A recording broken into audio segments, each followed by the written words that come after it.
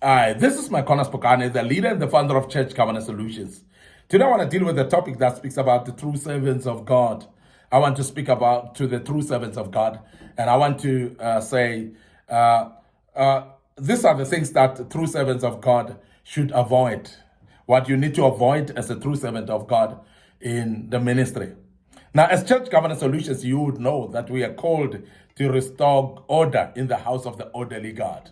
And we are speaking about these issues, of course, unapologetic, and we are emphasizing that, please, servants of God, there are those things that you need to avoid in your ministry. There are those things that you need to avoid in your calling, because these things may tarnish your ministry. These things may actually stop your vision from continue. These things may actually derail you completely, or also make you to cause what we call deception in the kingdom of God. Now, the first thing that I want us to highlight for the servants of God to avoid is preaching for the fame and popularity. Preaching for fame and popularity. Now, there are many times when we are preaching the word for consideration of being famous and to becoming popular with people. And majority of us, we want to minister for the next invitation next door. And the reason why people want to become famous is because people are actually competing for stages. And I don't know what is there about stages. I don't know what is there about pulpits. What is there about being invited somewhere to go and minister. I don't know what is there about. But many people are actually desperate for invitations. And that is the reason why, as Church Governance Solutions, we emphasize that when you are called, stick to your calling and make sure that you don't actually push for fame, because you are not called by God to become famous. You are not called by God to become popular. You are coming sometimes with a ministry that is an unpopular ministry. And of course, this is exactly what we do as Church Governance Solutions. Sometimes we become very unpopular. Why?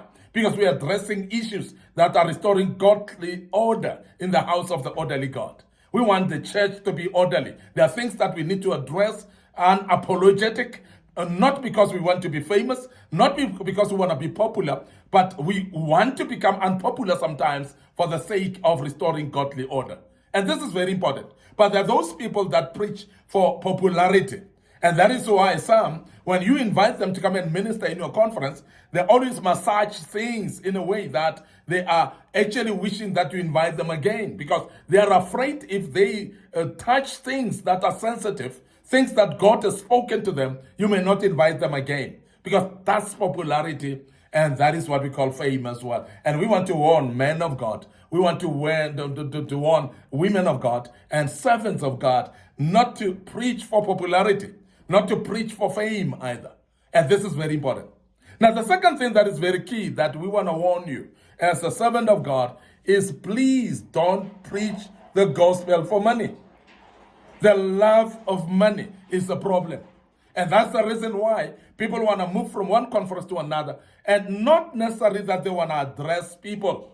Not necessarily that they want to preach the gospel. There are those that are actually desperate for the envelope. They are desperate for the money. And that is the reason why people get angry when they are not being invited somewhere in a conference. That is the reason why people persuade others to invite them. That's the reason why people actually force other people to invite them. And this is very key that we emphasize that. You cannot actually force people to invite you. If they invite you, that is okay. If they don't invite you, that is okay. But preaching for money is a problem, because we have seen people that commercialize the gospel. We have seen the people that see the money in every single invitation. To an extent that we have reached a point, and I don't know how we arrived here, but we have reached a point where people are charging a fee when they're invited. They will tell you, to invite me, I need 10,000 rands. How did we arrive here? Maybe that's a question that, as Church Governance Solutions, we are questioning and we are asking. How did we arrive to a point where an invitation is being charged? There's a fee. There's an invoice for an invitation. How can we commercialize the gospel? How can we charge a fee for the gospel? How did we arrive here? And that's something that I want to warn, that many servants of God may actually fall into this trap. But you must try to avoid this and not preach for money. Don't charge anybody. for a fee for your preaching. Don't charge appearance fees. There are many that will say, I'm charging appearance fee. There are those that will say, I'm charging my transport. Yes, you are traveling, but it is very important for you to leave it in the hands of those that invite you, because they would have prepared actually to make sure that your transport is catered for. But maybe at this point, we need to address as Church Governance Solutions, for some of you who are listening to us and inviting ministers and not prepared actually to cover their petrol cost, their traveling cost as well. Because that is evil as well. We must address that. You cannot invite somebody all the way from a long distance and come and tell them, God bless you. You must actually plan, because when you've put up a conference, it means that you're ready. You must actually prepare yourself in a way. So it may not meet the whole total amount, because it is very important that we try to make sure that we don't actually make the gospel unreachable. We don't want to make the gospel for other people not to afford it, because there are some of you that they want to invite you in a small church somewhere in a village, but you are unreachable because of just a fee, an appearance fee that you're charging. And that must be avoided, because every minister and gospel preacher must be accessible enough to be invited everywhere, wherever people want your ministry to be. And this is very key, and I want to emphasize that. Let's not charge money. Let people that are inviting people be considerate as well as we address this, to be considerate and understand that people have used their petrol to come through. Please make sure that you reimburse that petrol. And that's very key, and I'm emphasizing that as well. Now, it is very important also that as pastors, you avoid taking a center stage and leaving God behind when you are ministering. Because that's very key, that we've seen some of the ministers taking a center stage in their own churches, whereby everybody, even their own members, see this man of God as the ultimate. And they will actually see you as a god of that church, to an extent that people will travel from far just for a man, not for God.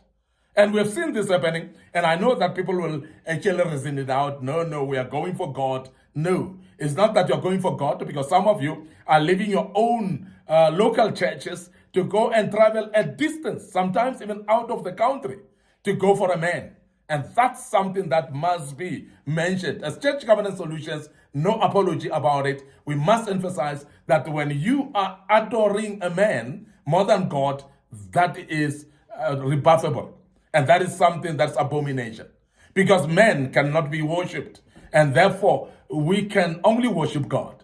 And the reason why it is this way is because some ministers take the center stage as if they are the God, as if they are the mediator between man and God, as if every prayer must come through them, as if people cannot access God with their own prayers. And that is an abomination. And we want to emphasize that please avoid taking a center stage as a man or woman of God. Let God take a center stage. Point the people to God, not to yourself. And this is very key that we emphasize that. And I hope that is clear to servants of God. Avoid causing people to idolize you instead of them having a relationship with God. Let you not be the Mr. Man or the show-up man in the church. Let it not be you that people are consulting. Let it not be you that people are actually thinking that their prayers will be answered only because they are prayed by you. Let people be taught prayer.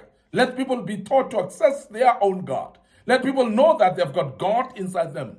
Therefore, you as a man of God, you are actually a facilitator by teaching them the true doctrine of the word, so that they can be able to reach out to God themselves. So this is very important. Don't point people to yourself.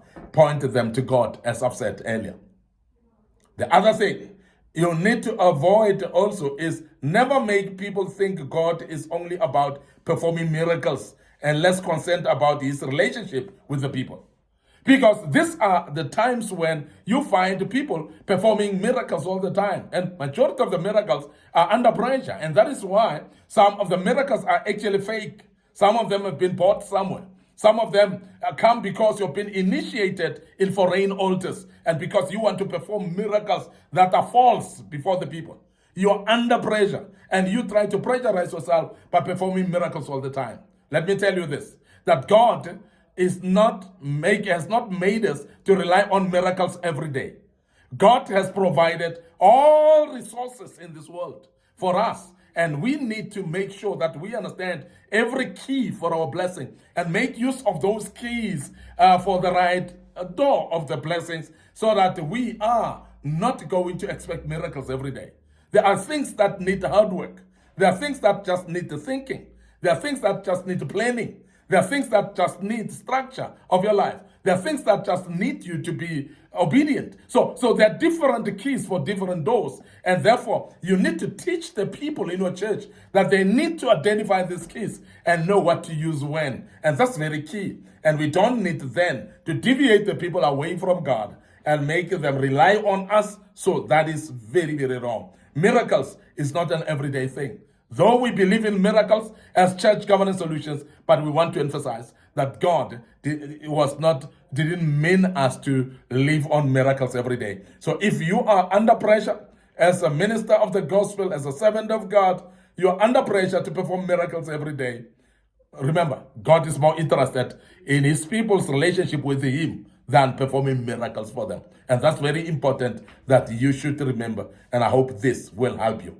Avoid being too big to be accessed by ordinary people, because there are those ministers of the gospel, servants of God, that are unreachable. And some of them are having bodyguards around them. I don't know what they're guarding. What are they guarding?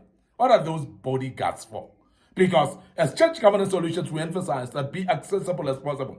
Even the poorest of the poor in your church, let them be able to access you. Let them be able to reach out to you if they need to meet you.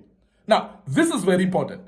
There are a lot of protocols in churches, and I don't defy the issue of protocols. But let the protocols not stop people from accessing the blessings of God from the men of God.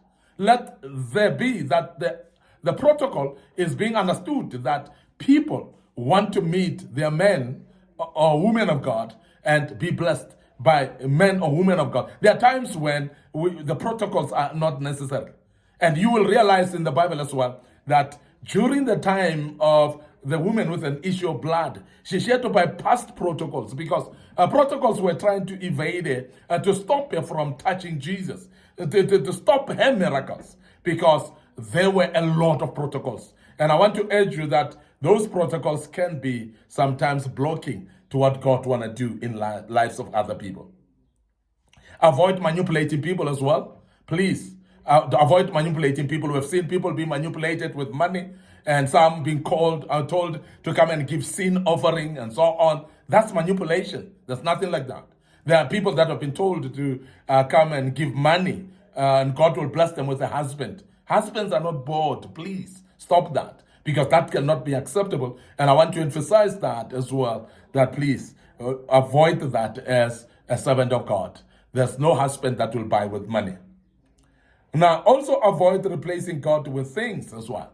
Because sometimes we use things and we call them anointed towels, anointed brooms, anointed what, and continuing to make things as if they are representing God. And I want to warn that please avoid that as well. God is not happy.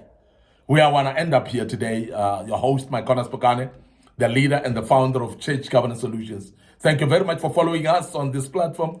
We believe strongly that you've learned quite a bit today, and you'll make use of this opportunity to serve God properly and without manipulating people, without confusing people as a man of God, and avoid those things that are not godly that you are doing.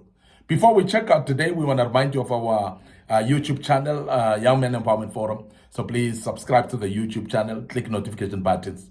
Don't forget our Facebook page, Church Governance Solutions, our Facebook page, Micornus Phokane. Like those and follow us on that platform. Click notification buttons as well. We've got our TikTok account that is amazingly popular right now, and would love to refer you to our TikTok account as well. The good Lord will bless you as you follow us there. Allow us to check out right here and say cheers for now.